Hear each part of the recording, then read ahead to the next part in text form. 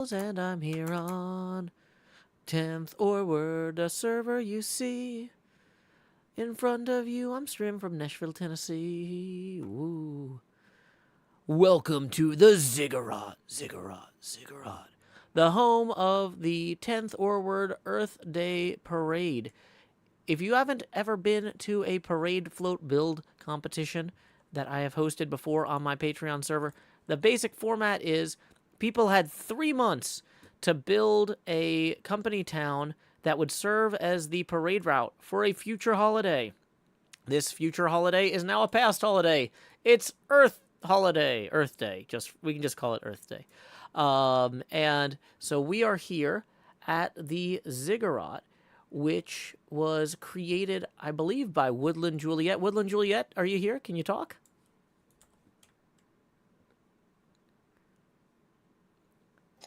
Yes, hello. This is largely my build, but with a lot of help from a lot of people. Give me a sec. I'm going to turn you up just a bit there. Okay, so the Ziggurat is Woodland Juliet's build with help from others. Can you tell us a little bit about this build as we give all of the contestants a chance to get to their places? Contestants, please get to your places. We are going to start in 2 minutes. Don't start building yet, but get to your places. Make sure you got all your gear, all your equipment. Yeah, the Ziggurat was heavily inspired initially by some travels I took around the world, and me trying to understand the architectural principles behind how things in, for example, Turkey at the Hagia Sophia were built. But also trying to just connect the landscape, I guess, and the cherry blossom forest. Everything, the water to the side with the sheep, that was man-made. The giant temple and then the cherry blossom forest were all built by me and other players. Very cool. And so you had 3 months to build this before the initial build competition judging. And it's been probably, I guess about a year since then.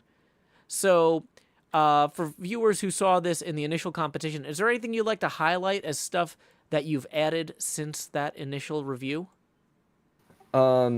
Yeah, we didn't even have the road in at the Ziggurat, I think, or we just got the road in. The sidewalks, the gardens, the Cherry Blossom Palace, the big canalway.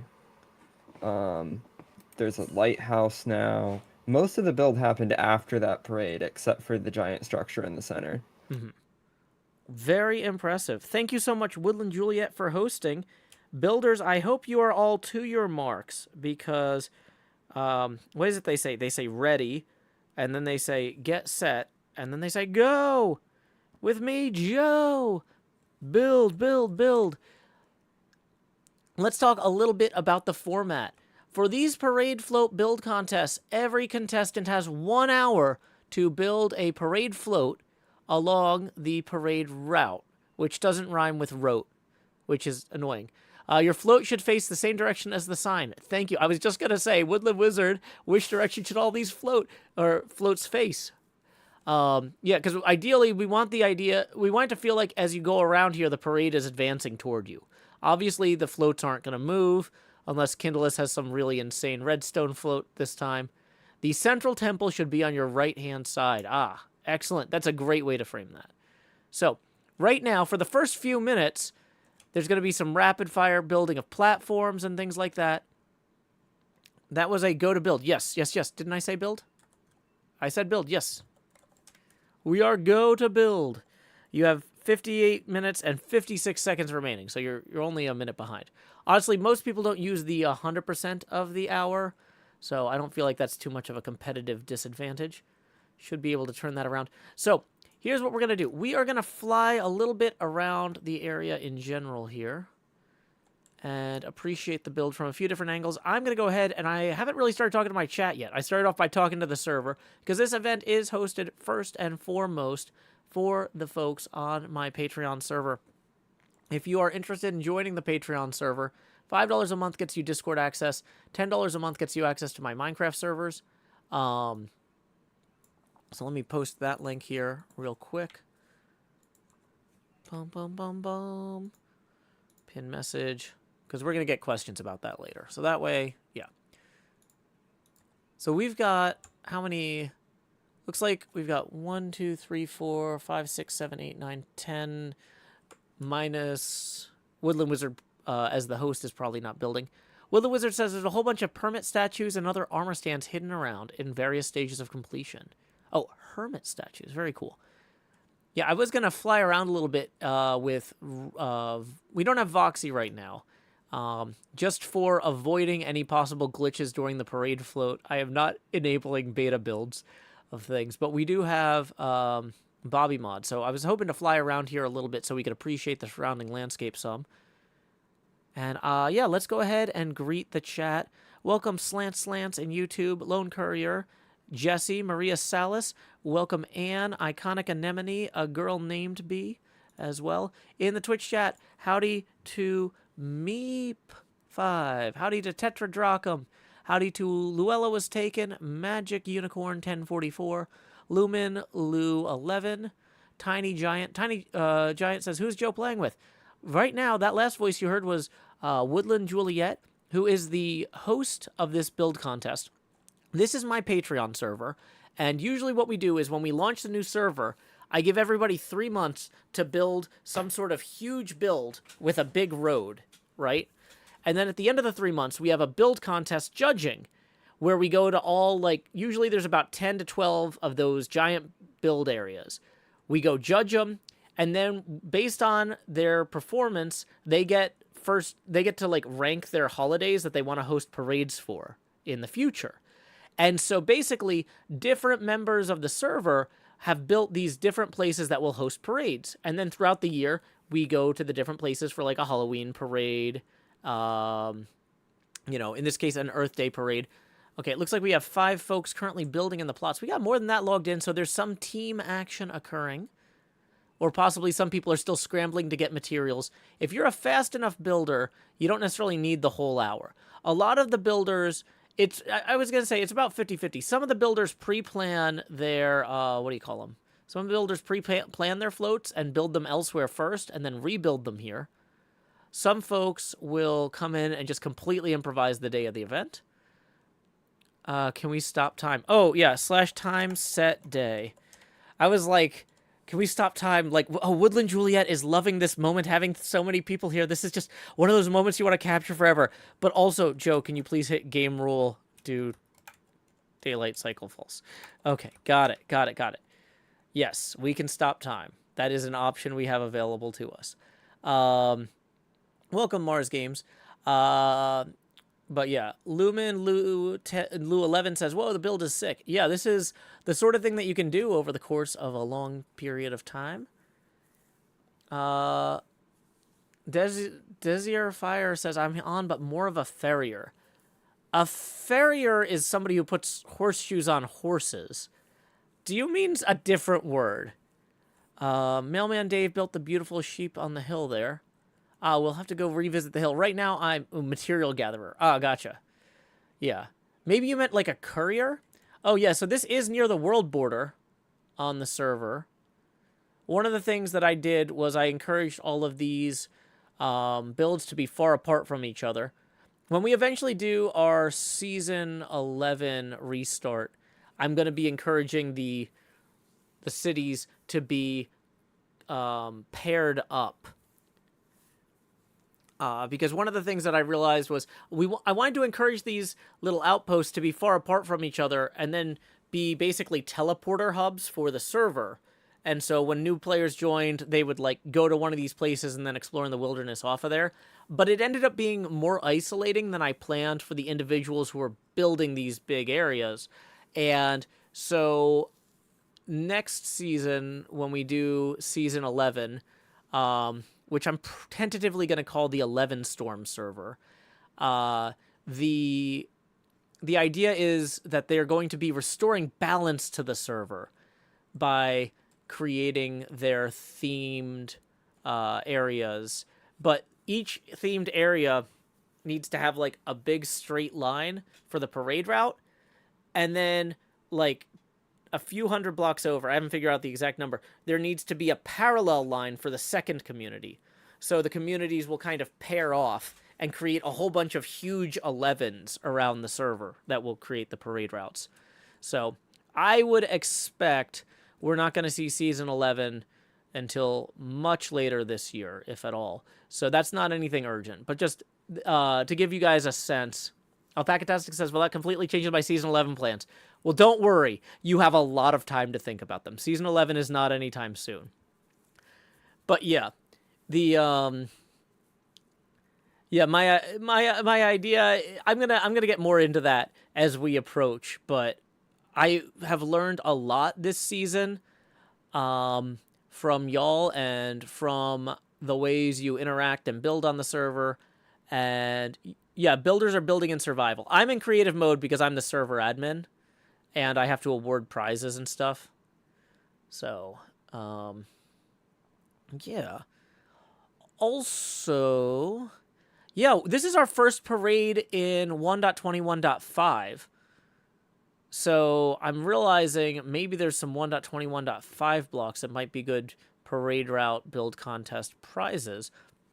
Woodland Juliet, you don't have to say anything right now, but if you think of anything that would make a particularly fun prize or anything like that, let me know. I realize I shouldn't put you on the spot, but sometimes people have requested things before, and so I don't want you to feel left out like, oh, Joe never asked me if I had any ideas. But yeah, we have at least 51 minutes plus the judging time. Yeah, the players are in survival. I'm in creative. But yeah, so this is a survival build contest. But here's the thing, though, is the players have literally months to plan out their floats. Not everybody does, but they have months to build test versions of their floats in their garages, in their own bases, right? And then essentially wheel them out here. Just kind of like how in New Orleans, people will spend all year building their floats and then they'll unveil them, right? So it's an hour to actually build is one of the constraints. But they have months to think, to brainstorm, that sort of thing.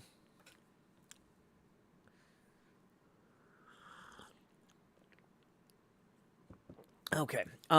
Let's see. Any other bookkeeping things or other announcements we need to make? Well, the earliest part of these streams, we're kind of letting everybody get their builds going. Just as a reminder, for my stream schedule, you can always find it at joehills.net/soon. If you were like, I wasn't expecting a stream today, well, that's how you can find out. Also, during these build contests, to avoid me hiding the fun stuff that is going on, we're going to do rotational tips today. Rotational tips are welcome via paypal.me/joehills and YouTube Super Chat. So, let's go ahead and I'm just going to kind of keep circling a little bit further out here. How do you... I feel like there's a way... If I hit my game mode to spectate, that should still let me load chunks as an admin. Or not. Yeah. Okay, cool. So I should be able to fly around and cache a bunch of chunks real quick. So we'll have... Tiny Giant says, I saw the spawn egg in the third slot. It looks so good. I'm still playing on 21.3. Haven't seen them yet. Yeah. We don't really get to play with those on the Hermitcraft server. So it's fun being an admin on this world and getting to mess with stuff.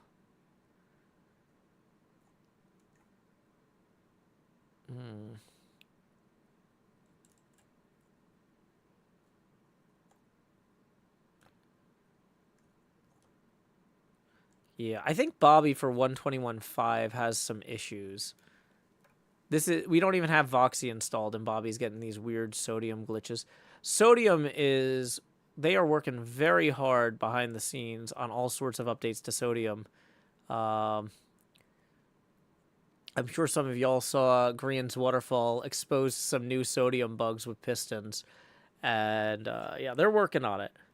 What is Bobby Mod, says CPO Genesis. Bobby Mod is the mod that lets me see chunks like 72 blocks away. Sodium is... So yeah, Bobby Mod is a mod by Johnny0702. And you can learn more at this website. No, Voxy is what lets us see chunks 1,000 blocks away. Bobby is what lets us see blocks 70 chunks away.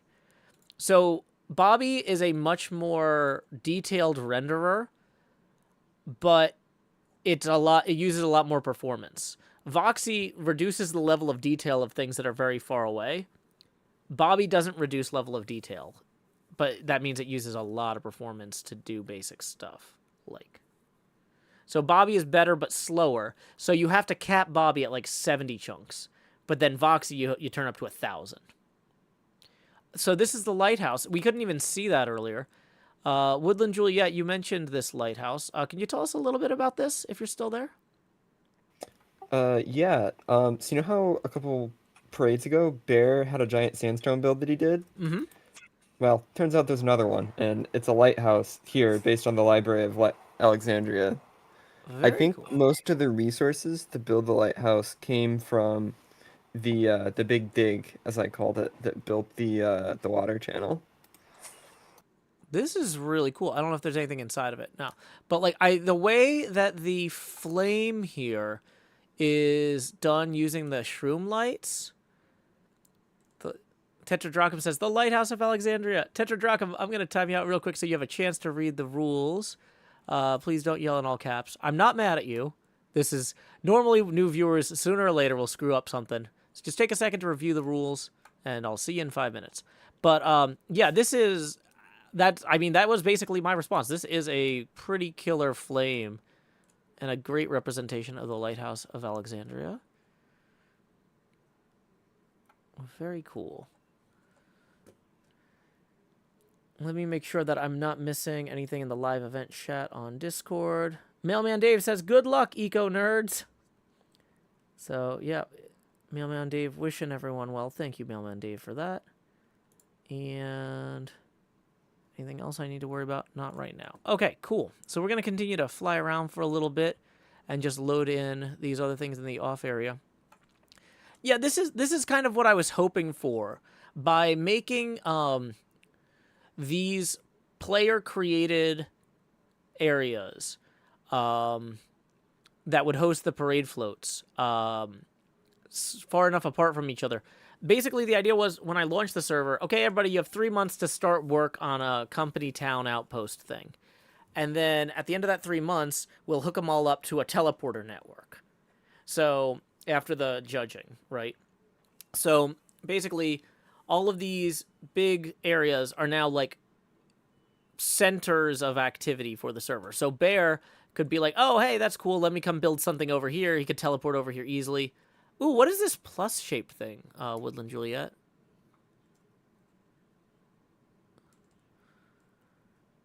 I'm not sure what you're looking at. Oh, it's Where you're at. oh, it's got like the twice-baked slabs and like, oh, it's a villager trading hall. Oh, Ah, yeah, that's the bazaar. It's incomplete. fair enough. Current And, working progress. and you said make sure to wander around the Cherry Palace. Yeah, let's head over there now. Bum bum bum bum.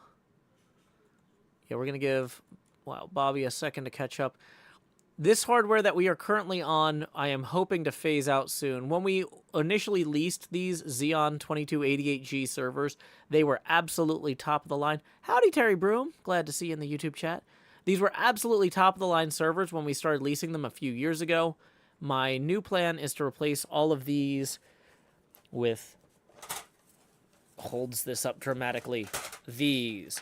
These Mac Minis are $600 and they have the best single core processor performance of like anything in the world. They're cheap. We can rack mount a ton of them. And we won't have to pay monthly leasing costs on servers anymore. So, yeah, right now, I know the server's struggling a little bit as I'm flying around and we have all these people building, but if you're concerned about server performance, don't worry. We have a long-term plan. Sapio Genesis says, Mac Mini, but how are you going to use multiple? Is there like sharding? Oh, well, we run multiple servers, Sapio Genesis. We have like a modded server. We have the cutting edge. This is the bleeding edge 10th Oreward flagship server. This is the one that's always running the latest jar of Minecraft, right?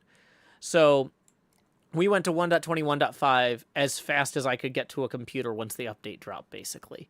So we don't. The idea would be to just run each server on an individual physical machine, not to span multiple physical servers. But right now we've got 4 servers up. The Everstorm, which is our monthly reset hardcore world. I feel like that's a good balance for a hardcore world because you have a month to actually build and make stuff and feel like you had told a story that you wanted to tell. You can create a narrative. But if you die early on, it's only a month until you come back, you know? But yeah. So, whoops. Let's go ahead here. / game mode creative. So we are gonna... I'm not sure if there's a specific entrance here. So we're just gonna wander around. I like the moss on the terracotta there. That's pretty good. I'm not sure if this is... I guess this is supposed to be a stable here. Savior Genesis says, that's cool. I didn't know you could run servers on your own physical hardware. It seems like everybody's using cloud these days. Well, you get a lot more control if you own your own hardware. And so the thing is, I'm going to have to pay a company to rack mount those Mac Minis somewhere here in Nashville. I'm still looking at options for that. But cloud is cheaper per month at first. But, like, the thing is, like I said, I've been running these servers for, like, since, like, 2020 now, right? I've been running these servers for 5 years. And I've spent, like, $300 a month. $350 a month or so. Yeah, $350 on like server leasing fees, right? So if I can buy 4 Mac Minis for $600 each and then pay significantly less than $300 a month to rack mount them somewhere here in Nashville, you see how over the course of 5 years you come out ahead. Like when people are setting up servers for the first time, they don't want to buy a bunch of hardware. They don't want to set up in a data center because it's a lot of work. It's a lot of time. It's a lot of money. But when I've been doing the, you know, I've been hosting these servers for 5 years now, and I want to do it for another 10 at least. Well, okay, that's going to pay for itself, right? So,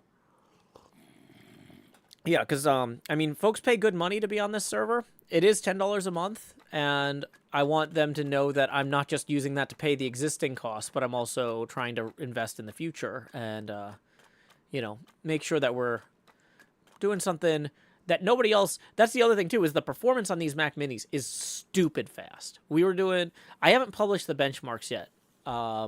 That's another thing I need to get to. Man, that charity event ate so much of my time. But I need to find... Somebody... Centauratron says, Joe, may I show us some armor stands I did for Juliet over here? Yes. Let me find... I guess I can teleport myself to you. Joe Hills to Centauratron. Howdy, Centauratron. What are we looking at here?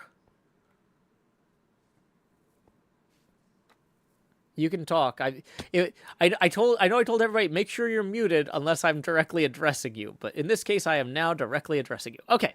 Centauratron, who apparently is not on mic, says, I did a little sculpture of Joel and Lizzie with their dog Mary. Very cool. Blair Witch in the chat says, that's so cute, heart. Yeah, no, I like how they're snuggling. Got the swing here. The, using the signs, the hanging signs combined with the trapdoors there is particularly clever. That's a really cool way to do that.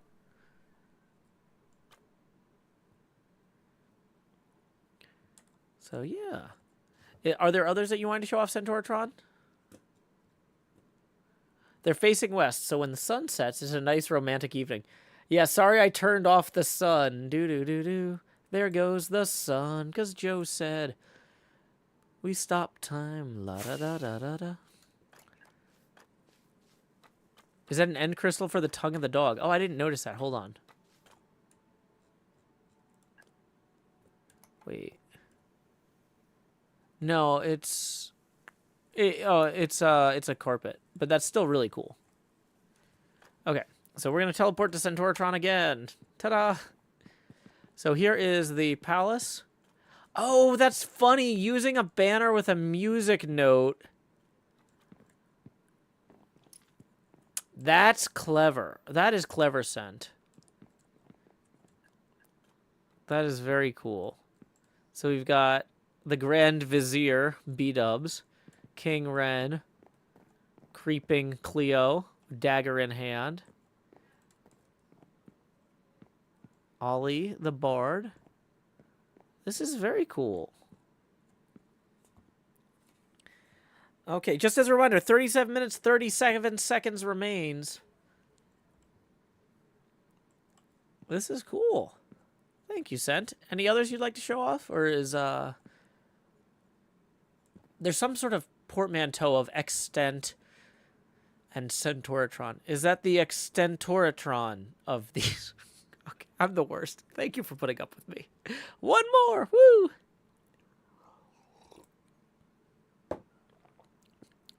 Up top there's Poultry Man. Wait. Oh, is there... wait. Where did I miss it? Teleport, Joe Hill says, to Woodland Centaur or Woodland Wizard. Hey, very cool. Whew. And this, oh yeah, I was gonna say, we are overlooking, there's the ziggurat there. Woo. We haven't got inside the ziggurat yet. Here's what I'm thinking is I'm gonna do a flyby of where the builders are as we're approaching the halfway point. I mean, they still have 36 minutes left. Let's go ahead and fly around. Yeah, this parade was scheduled kind of last minute because I wasn't sure how things were going to be after the charity event, and so I didn't put this on the calendar until kind of late. So, yeah, thank you guys for your patience with me on that. I'm going to be playing catch-up for weeks. Prairie Flowers of Illinois. Ooh. So I like to try and guess when these are about half done what the builds are going to be. And I'm trying to think, what do I know about Illinois? They've got Pinball and the Blues Brothers.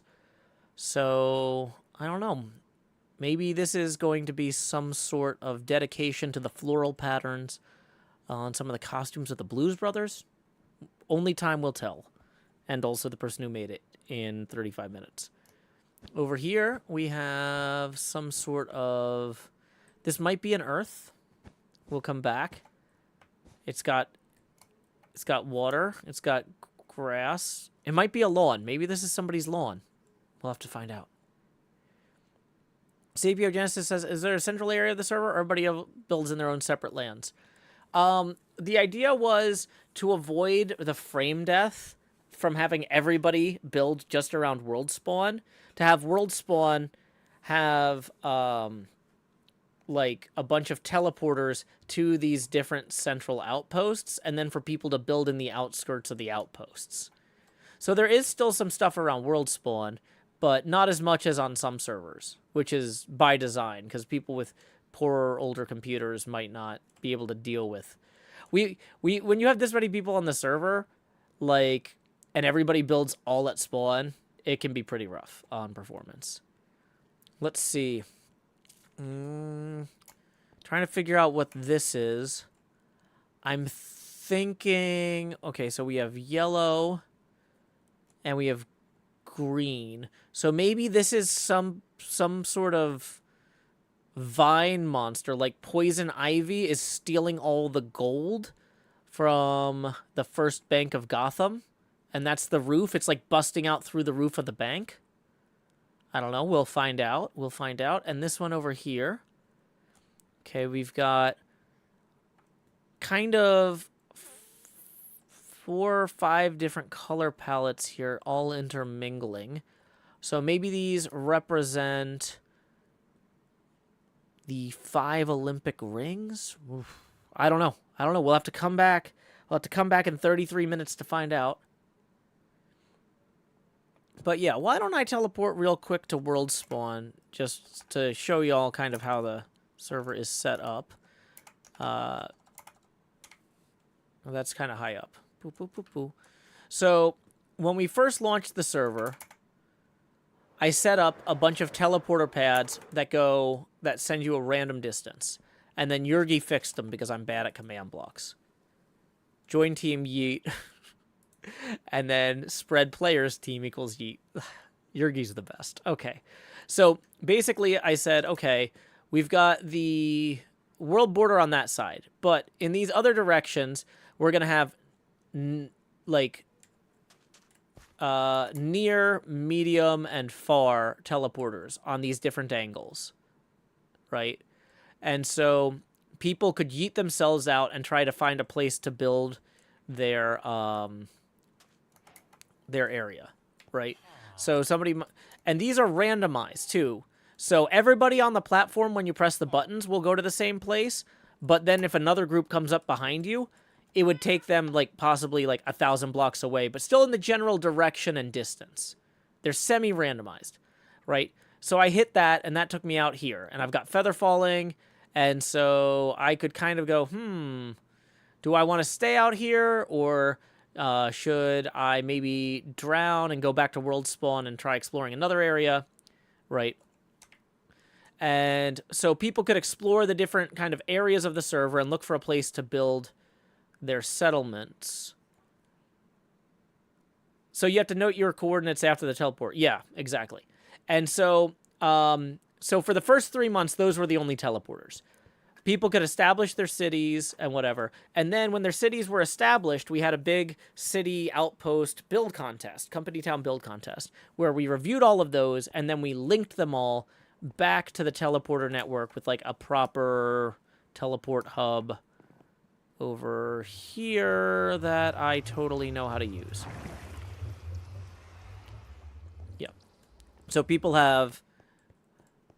Okay, so for example, Concave Company Town.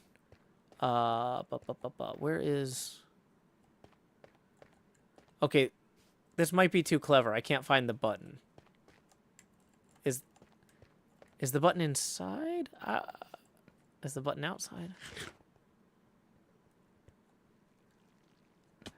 I had Yurgi set up these teleporters for me, so I don't actually know how they work. How does it work, Centauratron? Oh, there's the button. Okay, yeah, thank you, Centauratron. And so then, you know, this is another company town that had a previous parade, right? This was the Old Rock Day parade, and so we have a bunch of parade floats featuring old rocks, right? There's an old rock. There's an old rock. And so each of these towns has a totally different vibe to it. How long has this world been up for? It launched the day Hermitcraft Season 10 launched. Episode 1 of Hermitcraft Season 10 came out at the same time this server went live, basically. Because we used the seed for Hermitcraft Season 10, I couldn't... Oops, actually, I'm realizing that's not the way to do that. We should go back and then teleport in the overworld, yeah. I could have used the teleporter exit from the town, I realized, to go back to the hub, but I didn't. Anyway, so yeah, it's pretty sparse building-wise around world spawn here, because the builds are more focused on the, like, orbiting the company towns.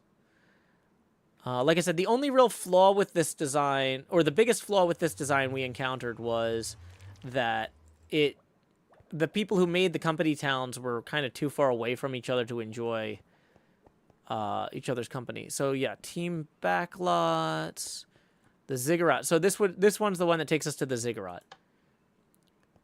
And so now we are inside the ziggurat. Woo! And there's Woodland Wizard again. Howdy, Woodland Wizard. So now we are inside of the building that we saw at the beginning of this parade float build contest. Da-da-da-da. And yeah, I like all these little cool hanging lanterns. Let's see, how much longer do we have? 28 minutes. So we might want to give our competitors a little bit more time. Ooh, that one's coming along well. I try not to look at these too closely until the judging, but as parade floats, they're naturally eye-catching. So How are command blocks used other than for teleporting? The only other things that we used command blocks for on the server is for accessibility. Because, as I mentioned, this is a bleeding edge server where one of the goals is to always have the latest jar. And when I was talking to the community about, like, what do we absolutely need from a Minecraft update? What mods stop you from playing Minecraft? One of the things was some of the people on the server have vision issues where they have very poor eyesight. And so we have command blocks for permanent night vision on and off. So that way, if somebody was waiting on a, high gamma mod to update so they'd be able to see the game, they can just use this. This is just honor system. We don't have an application process. I don't want a note from your doctor. So this is really close to world spawn. If a player has vision issues, they can just come up here, press this button, and then they've got permanent night vision. So, but yeah, the only things we're using command blocks for are accessibility, stuff like that, and that might be the only one at this point. I think Minecraft itself has incorporated... I feel like at one point we had more accessibility command blocks, but, like, the game got better. Tetradrachum says, that's so thoughtful. It would have been thoughtful if we came up with it ourselves, but our players are the ones who were like, hey, guys, you realize this is a problem, right? And I'm like, no. So now that you've told me it's a problem, I'll fix it. But yeah, so it's not thoughtful if I fix it because somebody else noticed it. Let's see, Theater Kids. Oh yeah, the Theater Kids has this cool train station vibe here. And when we leave the metro, how do we leave the metro? I'm happy to fix problems people bring to my attention, but I'm not capable of understanding in advance what all those problems will be. Yeah, Theater Kids hasn't hosted their parade float contest yet, but here's their main drag. And this is obviously based on the Broadway Theater District in New York. I love this facade. A lot of this stuff wasn't here last time I was here. Using... what do you call these? Maps. Yeah, you can see the names of the maps. So we're actually going to be hosting a map art build contest this summer on the server because people on the server love doing map art and they're brilliant at it. It's like, wow. So, yeah. Let's, but yeah, so that was Theater Kids.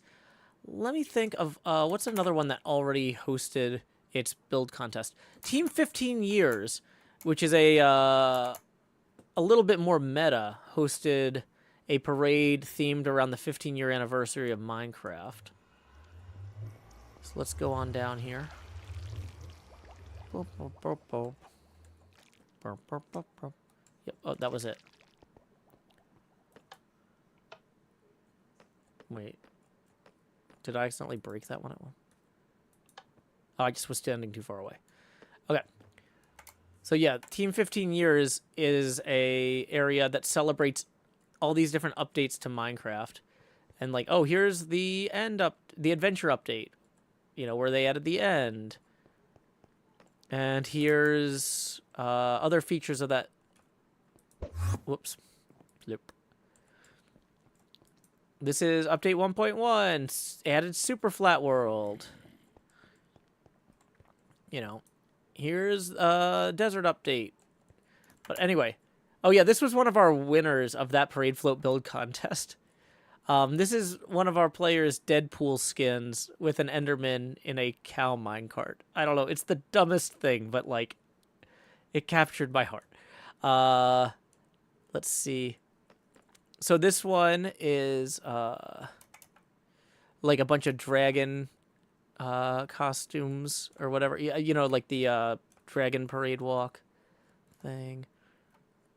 We had some roller coaster themed... I think roller coasters were the theme of this parade. Yeah, this was like a roller coaster themed parade, which is not technically a holiday, but, you know, whatever. People are excited. Roller coaster day. Maybe it is a holiday. This one actually has a rolling... Whoops. Why is that in my offhand? I just want to ride the roller coaster. Has anyone made a chicken jockey parade float yet? No, because that wasn't really a meme back then. Yeah, oh yeah, here's a Beetlejuice-inspired one with Badger and I as Beetlejuice and Lydia. Or maybe the guy from Tron and Lydia. Unclear. No, this is not Hermitcraft. It shouldn't say Hermitcraft in the title. It should say 10th Oreward Patreon server parade float build contest. This was a working roller coaster. Very cool.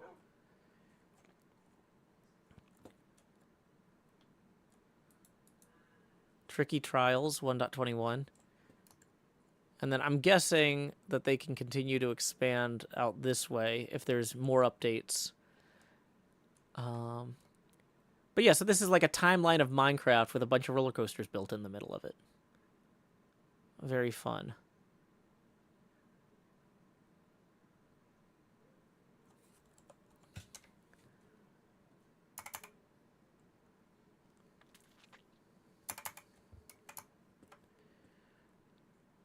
But yeah, what else we got? I didn't see the 5180, which I wanted to show that off. Which one's this? Noir we're visiting later. Okay, lower level to show off Noir. Okay, cool. Or not Noir, 1580. Oh, it's this one. Yeah, this is the subway tile looking thing for 5280.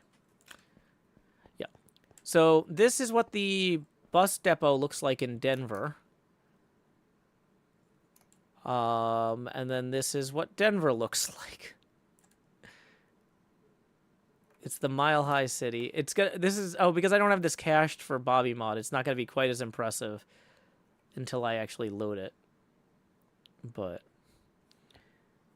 we've got 20 minutes and 53 seconds remain. I never remember to look at the clock when it's actually... Yeah, Mantua Maker actually used to live like down the street from this building and was inspired to recreate the Denver cityscape at scale. So, yeah, as you can see, everybody brings a different vibe to their areas. But it's a lot of fun. And obviously not every player wants to do one of these areas. We only have 12 of these areas or so, and most of them are team efforts. This one I think was mostly solo. And Mantua Maker hosted I believe the Christmas parade. So yeah, that's why we've got like reindeer and presents in a sleigh.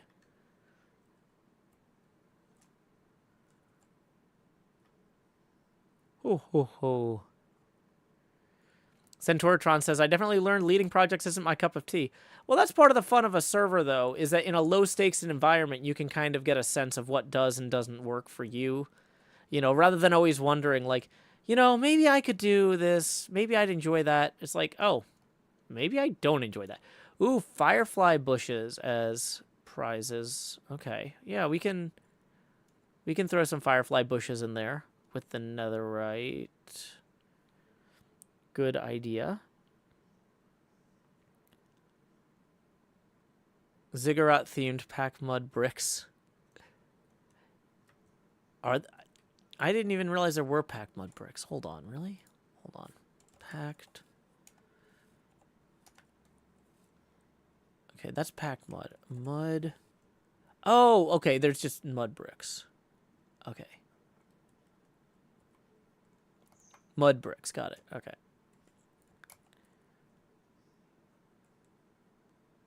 But yeah, so this was the site of our Christmas parade that was hosted by Mantua Maker at the end of last year. How many people worked on all those builds? Well, Mantua Maker did the city, and then I think a few little buildings. Like I think the fish restaurant was a guest build. The parade floats themselves were made by members from all over the server who came here to add something to the cityscape for the parade. But I think most of these skyscrapers were just Mantua Maker.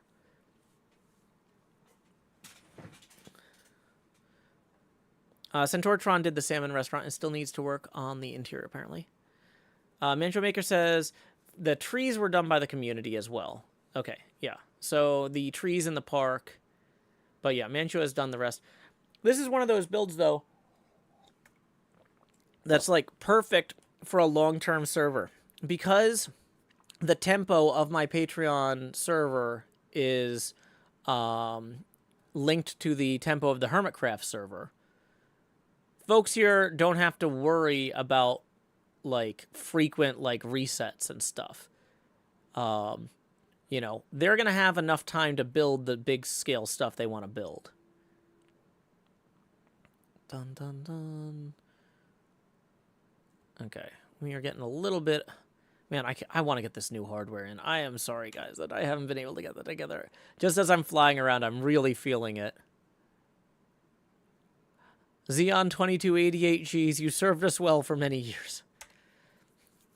But now your time is ending. The new update has been hard on performance. Yeah, I'm guessing there's going to be some optimization mods. There's a lot of optimization mods that weren't really ready for this update. They got the bare minimum done, but it's going to take a while for the mod makers to get under the hoods. Tetradrachum says, Mantua Maker is a legendary builder. What? Okay, 16 minutes remain. We are going to spend a lot of time looking at all the parade floats when they're done. I don't like to look at them too closely when they're almost done. I like to give everybody a little bit of breathing room. The contestants don't have to worry about me flying past on camera in the final minutes. And then when we get over there, it's kind of a surprise to see what everybody's got done. So this is the route, which is inspired by, like, classic America Western road trip kind of vibe. The route. And it's got the main parade route here. I think this was the Labor Day parade. So we have supporting unionization of the Tater Gals worker. This is... Oh, Beetroot Boys. Yeah, there's a Beetroot Boys factory and a Tater Gals factory along here.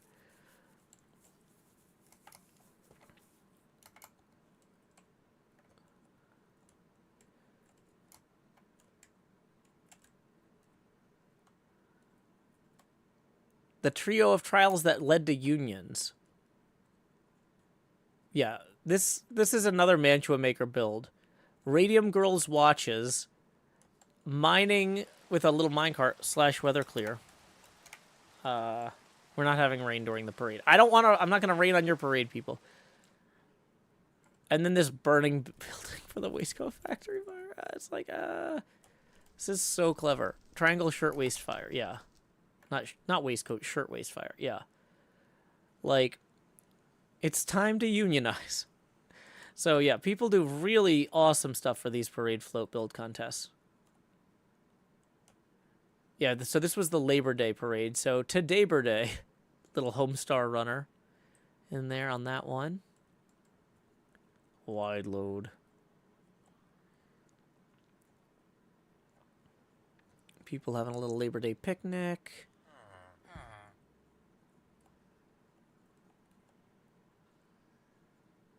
Come see Giant Gorge, George. UFO cow stealing. Visit the world's smallest badlands. But yeah, so the route has a bunch of like weird roadside attractions along this little highway here as well. So the idea is that people could build little concepts as roadside attractions. Like somebody built this monkey. I'm assuming that's the Giant George. That's like a Curious George monkey, right? It's very cool. Mantua Maker says that's mine too. Mantua Maker, wow. You're really knocking it out of the park. I was gonna say today, but indefinitely. Yeah. Let's head back and see what else is going on. Just as a reminder, if y'all are enjoying this stream, We're rotating the camera 1 degree angular for every dollar that rolls in. We're currently at 0 degrees angular. Tips are welcome via paypal.me/Joe Hills and YouTube Super Chat. Woo. I haven't flown around a lot of spawn too much. What is this building over here?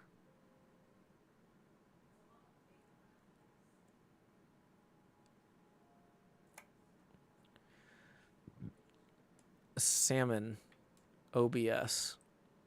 Interesting. That's Centauratron's art museum. Ah, cool little wheelchair there. Looks like this is a work in progress. So we're going to head back out.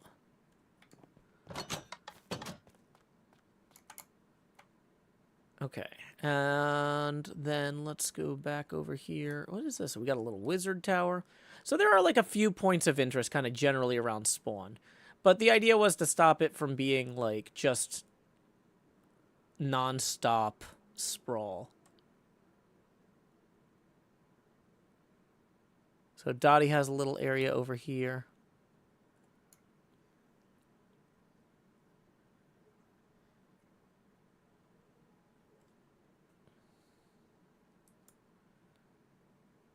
But yeah, I think this has been a pretty successful approach to kind of letting people have enough room to breathe on the server.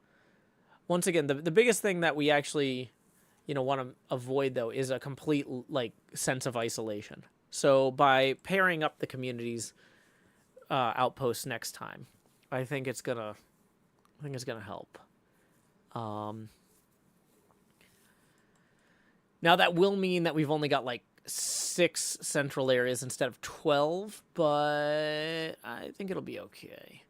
And we've got I've got a few other things up my sleeve that we're going to come back to as we get closer to Season 11, which is still, once again, I cannot iterate enough, very far away. We have plenty of time.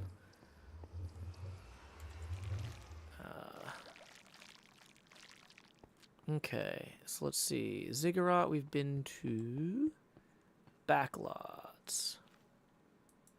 Whoops.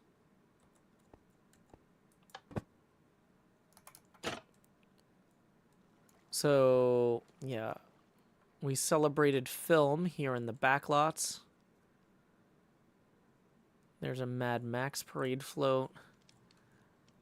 A Jurassic Park parade float where the cars are emerging from the gate, but also one of them is towing the gate. It's just like, so brilliant. That was a Mahi's build. Well done, Mahi's, on that.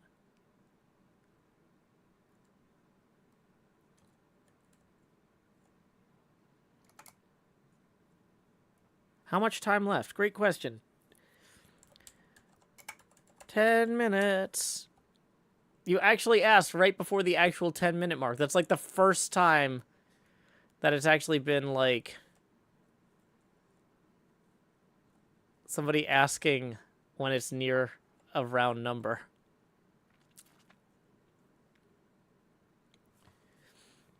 Superstone says, I was planning to skip the road building this season, but Nor was such a good idea and Centauratron needed help. Well, I'm glad that they gave you guys an excuse to work together, though, because that's a big part of this, too. Is, like, I wasn't intending for these to be solo projects. Like, Mantua Maker knocked it out of the park with 5280, but that's a lot of work for one person to build an area that big. I was kind of assuming it'd be more like Concave, where it's like, okay, here's a team of 3 or 4 people.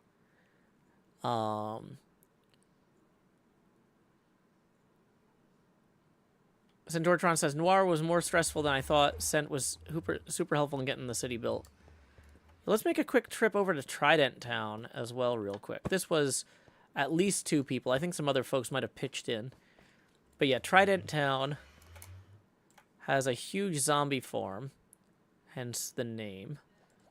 I think this is the zombie farm here inside this cooling stack. And I think this was for Atomic Energy Day or something like that. And so we've got a bunch of different things. Uranium Joe's Diner. on one of the parade floats. What was this? There was a statue here. What happened to it? Okay. Oh yeah, this is Springfield. Somebody built Springfield for Nuclear Energy Day. That was Centauratron. World's first nuclear family. Everything's all at different scales, but it's fun. Like, well, not everything, but like, yeah. Kindless wanted to make the statue smaller, but hasn't redone it yet. Gotcha. But yeah, so Trident Town is a very different vibe to it, but they've got their own scoot ball court. Scoot ball. But yeah, this has been a pretty reasonable way, I think, of encouraging people to spread out and have enough space to build something that's going to last a whole season. Because like a project like this, you can kind of always add more detail to individual buildings or extend the road or add more buildings around it. You know, like, because we have variable length seasons on Hermitcraft, and this server is always going to be the seed of Hermitcraft, and it's going to restart whenever Hermitcraft restarts. It's good to have something that's never really done, you know? Like, it's good to have projects that you can expand on or expound on at length.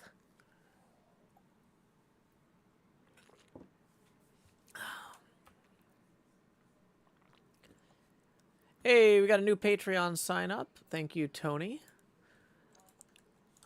Just so you know, we send those invites out once per day in a batch.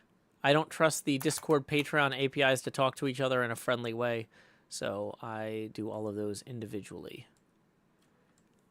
So thank you so much.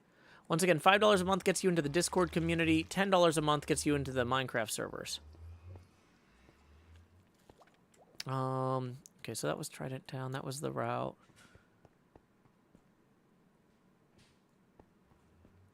Team Skyblock. Pressing button could cause death by void. Hey, it didn't. That's nice.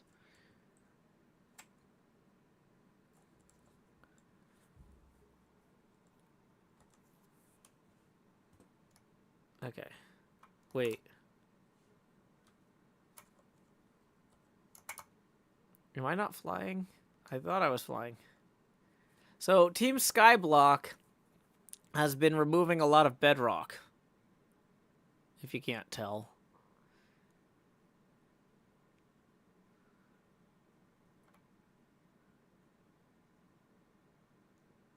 There is the parade route down there.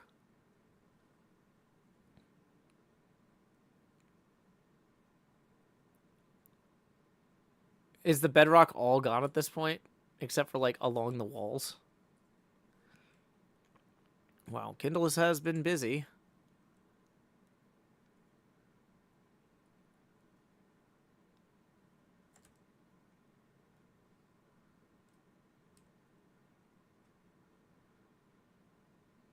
It is truly skyblockable now.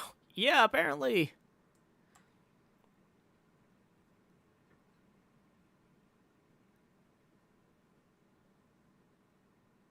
Yeah, let's see if I can load in enough of this to actually...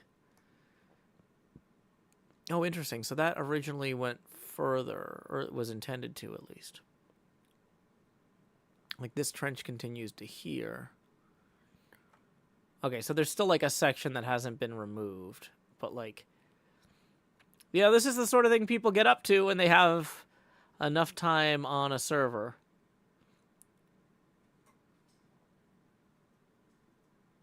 Adam Fez, the thing is, I don't trust APIs that are linked to people's billing stuff for community access. Because, for example, like, if somebody is a long-term member of my community, and they come to me and they're like, Joe, I had to cancel my Patreon, you know, I'll rejoin when I can, but I lost my job, I got some economic problems, I can't do it. You know, the worst time to cut somebody off from their support group of friends that they play games online with is like when they're dealing with a problem like that. So I don't want the fourth wall or the Patreon API to immediately eject them from the community, right? I'd rather handle adding and removing people manually, so I kind of have my finger on the pulse of that, and I know what's going on too. And I can also, say like, oh, hey, you've been a supporter for a long time. I'm sure that when you get another job, if you want to, start paying again, that'd be great. But I'll leave you in here for now, right? It's not just like I don't trust the technology to be reliable. It's that I don't trust it to be compassionate or empathetic. And that's probably too much to ask from the technology. But you see what I'm saying? Like it's a better fit for me to do the invites manually. I just feel better doing the invites manually is the short version. But also there have been problems too where like I've been at conventions when somebody's Discord API Patreon stuff messed up and it's like, "Oh my gosh, 200 people just got ejected from my Discord because of a problem with Patreon. I need a laptop right now. Like this is a crisis." And it's like you don't have to deal with those sorts of things. The other thing you don't have to deal with is somebody who if somebody buys a list of stolen credit cards to have a bunch of bots register for your Discord. Like, if 1,000 bots showed up in my Discord because of a linkage like that, they could really make a lot of problems for people, right? But because of the way I have it now, I would have to go manually send 1,000 invites. And I would look at that and go, huh, there's something wrong here. I don't normally have 1,000 signups within 3 minutes of each other. I'm going to email the Patreon support team and flag this as possible fraud. Right? So that also keeps the people who have been paying to be in the Discord safe from all sorts of other problems. So it takes an extra little bit of patience for somebody when they first join because they have to wait, a little bit. But it's a better experience for everybody in the long term. Okay, 1 minute warning. So we're going to teleport now to Woodland Juliet to prepare to judge. Okay. I hear the skeletons and stuff. And we are going to, without looking at the floats, fly around real quick so we can refresh. Okay. I'm just refreshing everything for the Bobby mod cache without looking at it. I'm flying over things without looking at them. And I will join you in about 30 seconds.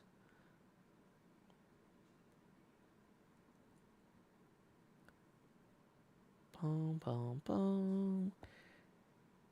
10 seconds. 9, 8, 7, 6, 5, 4. I'm really bad at this. 3, 2, 1. And that is time. Pencils down. Okay. So we are going to go jump over to where Woodland Juliet is and begin making our way around here. We're going to hear from each builder about what they did either in text or in voice. These audio levels might not be perfect, but we don't do a sound check before this because it's kind of informal. So thank you for your patience in advance. Who is presenting for this team and who is on this team? What do we got here? Hello, this is Alpacatastic presenting my own float. So for this Earth Day, I really wanted to highlight some of the environmental stuff happening in my own state of Georgia. Sure. So this is a depiction of the Chattahoochee River, which starts up in the Blue Ridge Mountains and flows through basically almost the entire state, including right along the city of Atlanta.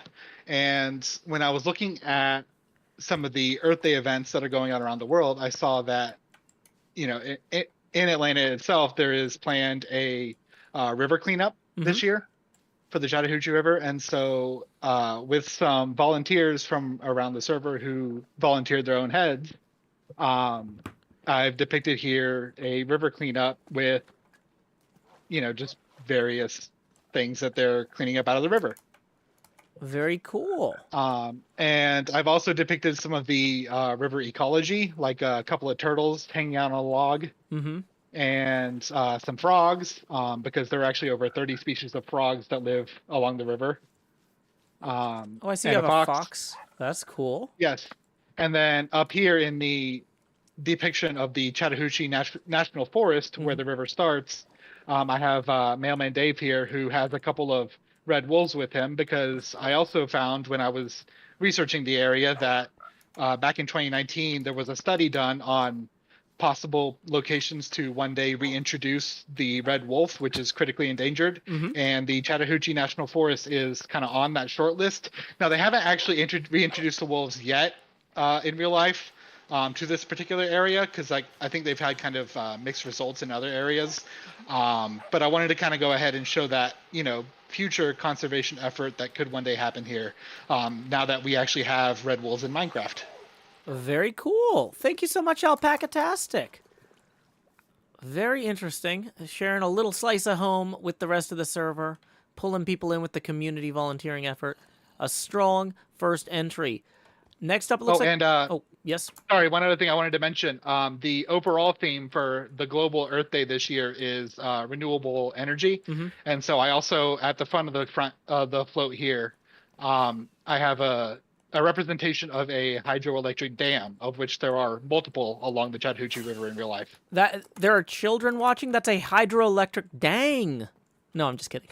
You're good. Thank you so much, Alpacatastic.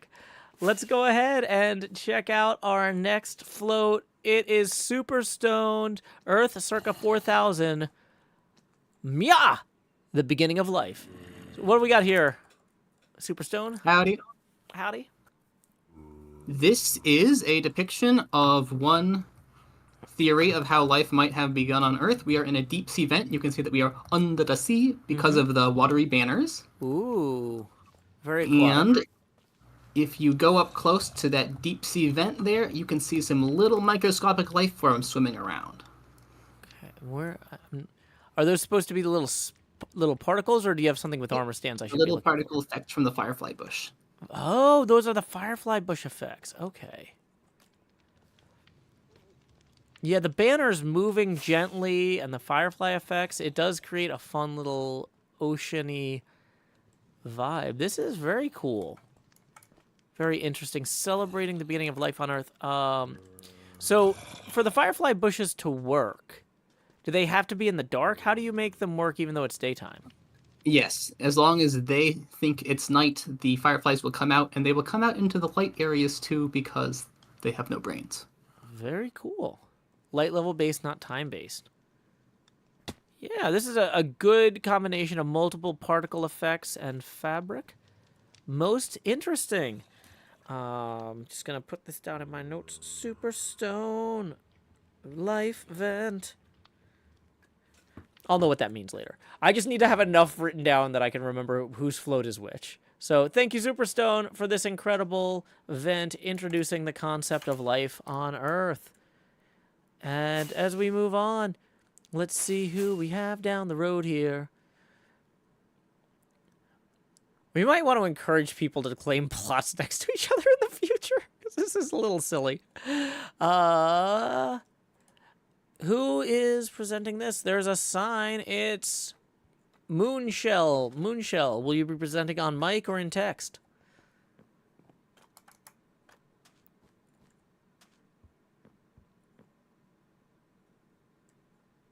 Either one's fine.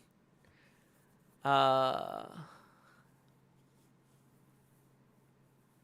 worries about the spacing, Woodland Wizard. That's more something I need to be encouraging people at the beginning of the... Moonshell says, having trouble with like, no problem, just use text.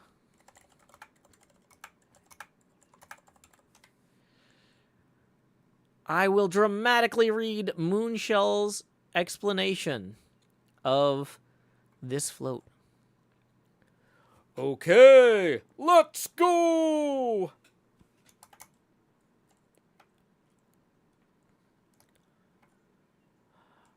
This is Illinois Prairie!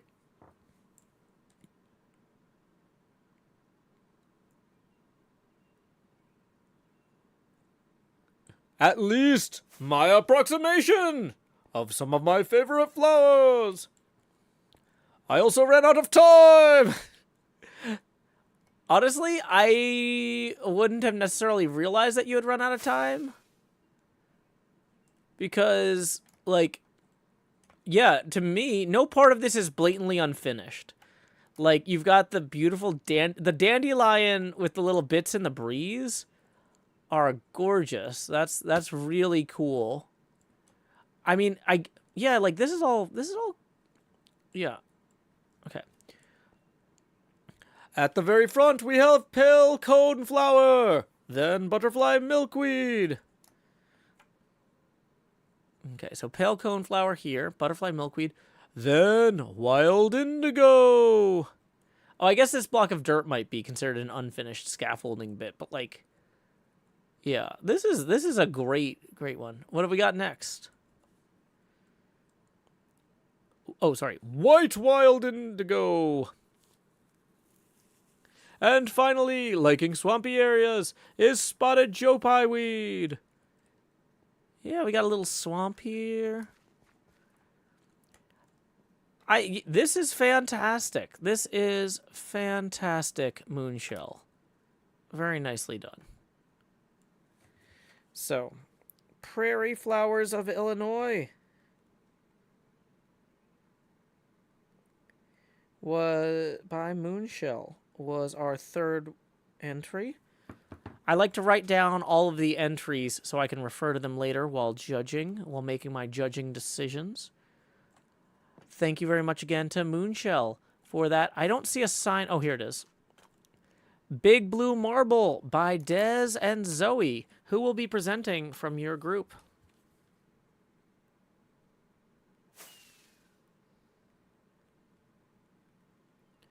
Des says, I can't. Go for it, Des.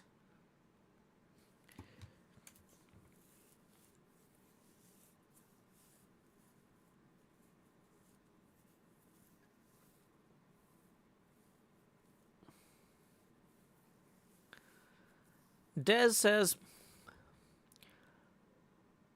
so, I joined in a little late and wanted to add a nice big globe for our lovely world.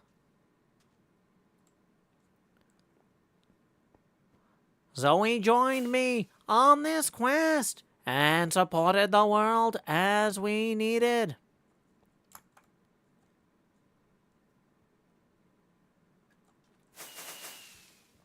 Very cool.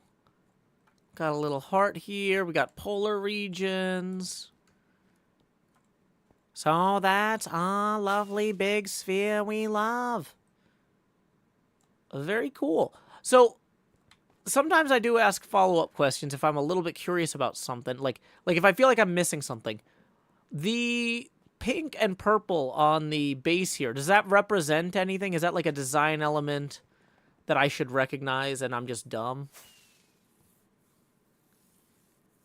At Zoe.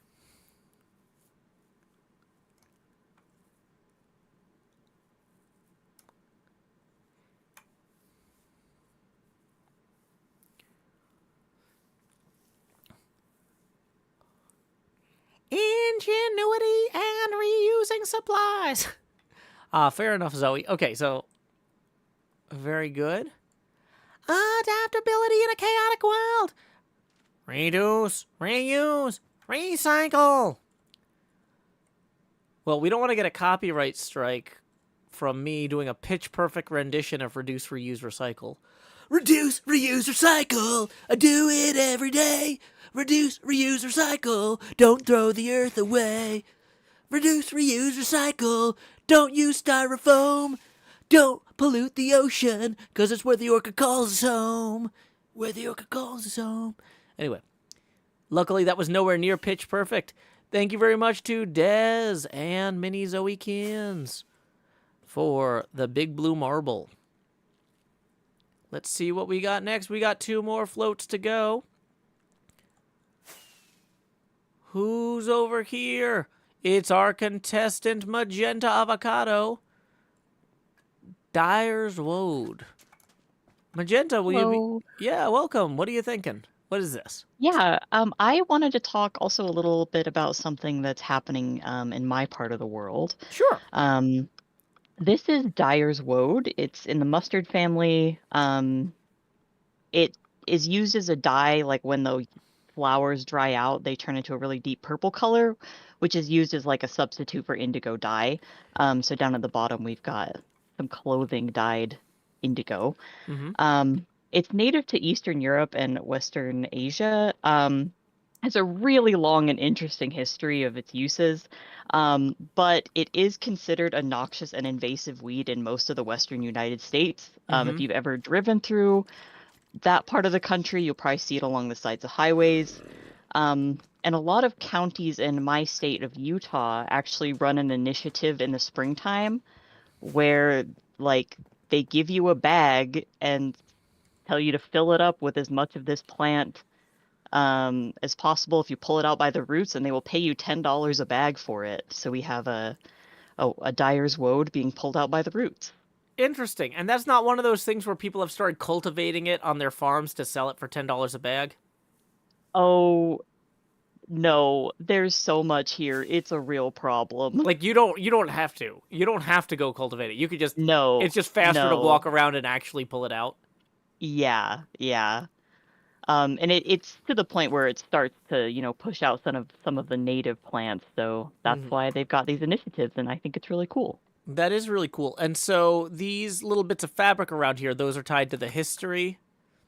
Yeah, because when the plant dries out, it's historically been used as a dye. It's very similar to indigo, it's just not as color fast. Doesn't last as long. So even though it's a yellow flower, it actually creates like a bluish dye? Yeah, they dry like a purple color. I can put some pictures in the live event chat. No need at this point, because that's outside the scope of the judging. But it is of interest. That's very cool. Yeah. Awesome. Well, thank you so much, Magenta Avocado, for sharing a little bit of history and a little bit of current events and a lot of Dyer's Woad with us. Moving on. We've got Mantua's Tree of Life. Mantua Maker, why don't you tell us what we're looking at here? Hey, so this was a last-minute idea that I came up with, and it was sort of, how they have all the sea vaults and things protecting, other life and all that. If for whatever reason there was a catastrophe and we needed to restart, there would be seeds. Well, this is my representation in Minecraft because the leaves are just so amazing that they drop saplings for us to restart a whole forest if something happened. So the idea of this tree being it is as many of the trees that I could add without it being too hectic and crazy on the eyes. And then the lights are holding the bottles of enchanting, because those also hold life, as when a mob or a player dies, it drops the same thing that comes out of these bottles. Very cool. That's an interesting approach I hadn't considered. Experience is life. I mean, I guess you do derive it through murdering things. You're stealing the experiences of those creatures. Yeah, that tracks. The gears are turning. So yeah, this is many different trees all in one, forged together to make some sort of combo seed bank.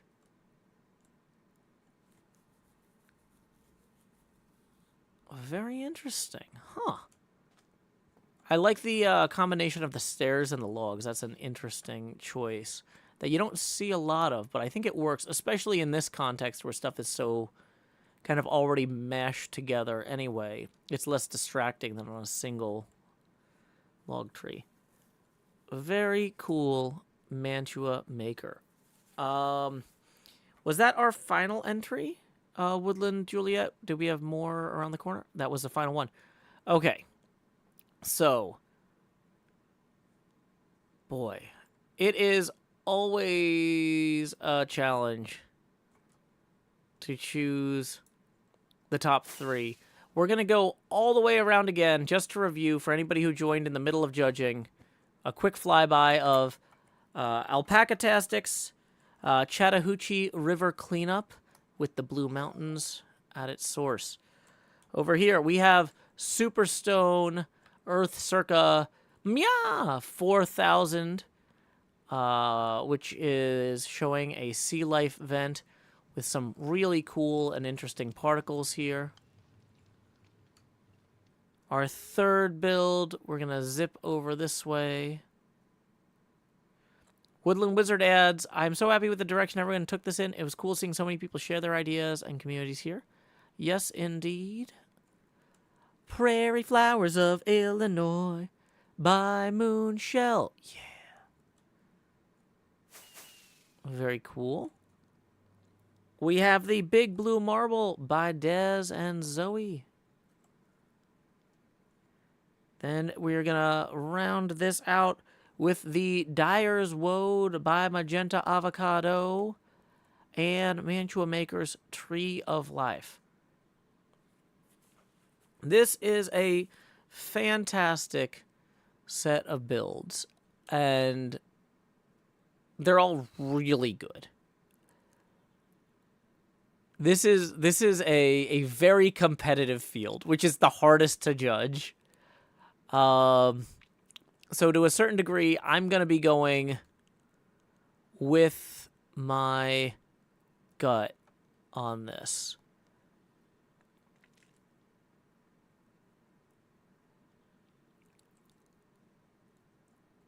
We have so many great builds. But I think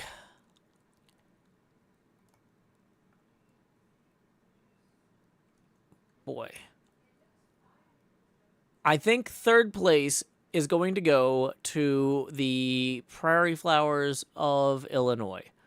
This genuinely feels like the sort of thing I could imagine this constructed with like a bunch of painted aluminum poles with bits hanging off of them, going down the street, wobbling in the wind.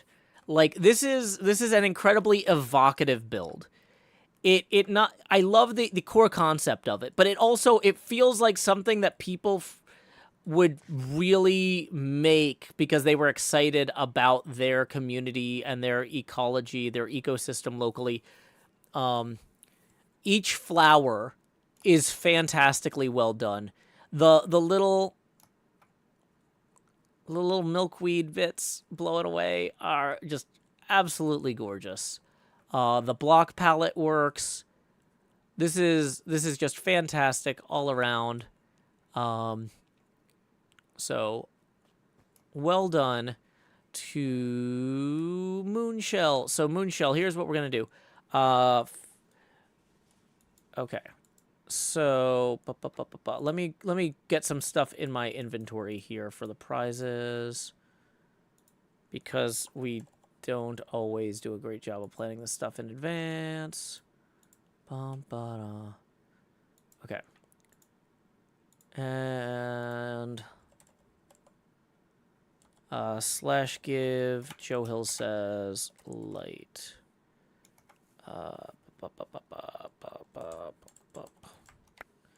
Okay. So honestly, I don't write down what the prizes were for past events, and so this is probably good. I don't know if this is too many or not enough, but congratulations. There's 32 lights that you can only get in creative mode, 32 firefly bushes, and also 32 blocks of netherite. That's a half stack of each. So even though, for the viewers at home, even though this is a vanilla server, as the admin, I'm in creative mode, and we want to reward folks for coming out. In fact, to say thank you to everybody who's here for this event, we're going to give everybody some firefly bushes. Just a little taste. We'll give everybody 4 firefly bushes to celebrate April being the 4th month and the month that Earth Day is in. Thank you for your patience. So everybody gets a little taste, but second place, third place, and first place get a little bit more. Okay. So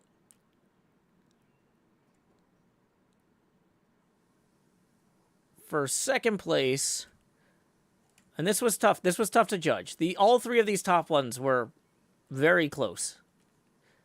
Congratulations to Superstone for Earth circa 4,000. Yeah, the beginning of life. I mean, the base of the float is solid. This also, like, just these wobbling poles. Imagining this going down the street with smoke and bubbles or some sort of glowing particles. Like, this is such a cool concept. It's a celebration of life on Earth, but it's visually incredibly evocative. I really just... The whole thing, top to bottom, is really well thought out. It's simple and elegant, and it communicates a lot. So, Superstone, here's 32 block... Wait, 32 is what I gave the last person. Boy, I am bad at Minecraft math. Netherite. Burp, burp, burp. Okay. There's 64 total netherite for you. 64 lights, and I need more firefly bushes, which was what was suggested by our host, Woodland Juliet. Boop, boop, boop. Blah. Here's 64 firefly bushes. Mahi says, wow, okay, the trapdoors on the tires, I never would have thought of that. Yeah, the trapdoors on the tires, the detail on every part of this, it's a relatively straightforward block palette. You're not going all over the place with the colors, but it has a great unity of design. The wheels and the base and every part of it all kind of come together really well. So, fantastic job to Superstone. And in first place, I gotta say, I love the community Earth Day spirit evoked over here at Alpacatastic's plot. There's just so much going on in this float. It's a fantastic little tableau. Is that the right word? We've got life in terms of the frogs and the foxes and the turtles and the wolves. We've got the new 1.21.5 wolves. You're pulling in new elements of the game. You know, the terrain and the landscape and stuff is simple, but it doesn't have to be complex. It sells what it's supposed to be in a way that is really feels like a real parade float. So, congratulations to our winner here, Alpacatastic. This is looking real good. Every contestant put in a great showing this time. It's always hard to judge these, but yeah, this was a very tight competition. Like, y'all did a fantastic job. Let me go ahead and pull out, so for Alpacatastic, here are, I'm just throwing these in the river because I learned nothing. Here's 96 lights. Netherite. Here's, whoops. That was supposed to be, what's supposed to be 96 netherite blocks. And then also, let's just say 100 firefly bushes. Throwing things on turtles, not the best for Earth Day. Do as I Earth say, not as I Earth do. Mailman Dave in the chat says, woo, congrats contestants. Tetradrachum says, so cool, what a creative bunch of people. Mellow Moogle has a little emoji with a cat who's bobbing, enjoying this. Yeah, we don't want to accidentally pollute this river so badly those turtles end up teenage and ninja. But yeah, once again, every single float here was so amazing. We're gonna fly back through. Thank you to Mantua Maker. Thank you to Magenta Avocado for these fantastic floats. Dez and Mini Zoekins with this big blue marble. Thank you for entering as well. And then congratulations to our third place winner, Moonshell, with the Flowers of Illinois. Congratulations to our second place winner, who I'm now really far away from. I'm getting there. Give me a second. Over time, I will eventually get back to Superstone to say congratulations on second place with the beginning of life. I forget the name of it exactly, and my notes locked. Yeah, the beginning of life. That was right. Yay. And our first place winner again. Whoops. I'm just throwing trash on the ground now. Alpacatastic. With the Chattahoochee River. It was so fantastic seeing folks bring a little piece of home with the Chattahoochee River and the Dyer's Woad. Thank you all so much for sharing those. Let's go ahead and we need to wrap up because we've got a Patreon meeting in 30 minutes to do petitions. So let's see who I can raid. We're going to take a break, and I will be back on the hour for petitions. Let's see who's live right now. A lot of people are live.